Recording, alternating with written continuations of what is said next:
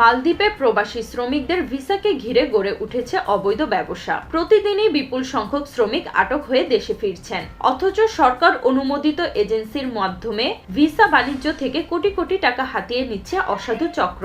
মালদ্বীপ সরকার ঘোষণা দিয়েছে বিদেশি কর্মী কেবল নির্দিষ্ট নিয়োগকর্তার অধীনে কাজ করতে পারবেন, অন্যত্র নয়। কিন্তু বাস্তবে ভিসা দেওয়ার নিয়ন্ত্রণ তুলে দেওয়া হয়েছে এজেন্সিগুলোর হাতে। ফলে নীতির কড়াকড়ি ও বাস্তবতার মধ্যে তৈরি হয়েছে বৈপরীত্য। অভিযোগ রয়েছে প্রতিটি ভিসার জন্য ৩ থেকে ৫,০০০ ডলার পর্যন্ত গুনতে হচ্ছে। বাংলাদেশি মুদ্রায় প্রায় ৪ থেকে ৫ লাখ টাকা। চাকরির আশায় অনেক বাংলাদেশি শ্রমিক সর্বস্ব বিক্রি করে এই টাকা দিচ্ছেন, কিন্তু কাজ না পেয়ে শেষ পর্যন্ত আটক হয়ে দেশে ফিরতে হচ্ছে তাদের। এই বিষয়ে জানতে চাইলে এক বাংলাদেশি শ্রমিক বলেন, ভিসার নামে আমাদের কাছ থেকে ৪ থেকে ৫,০০০ ডলার নিয়েছে, কাজ পাইনি, পরে পুলিশ ধরলো, এখন দেশে ফেরত যেতে হচ্ছে।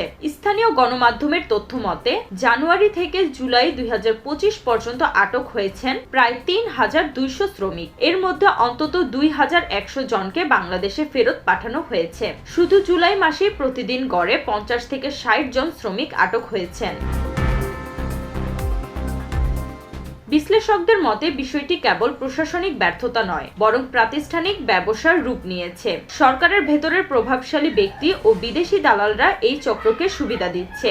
নাম প্রকাশে অনিচ্ছুক এক প্রবাসী বলেন, ভিসা এখন শুধু কর্মসংস্থানের সুযোগ নয়, এটি রাজস্ব ও প্রভাবশালী গোষ্ঠীর আয়ের উৎসে পরিণত হয়েছে।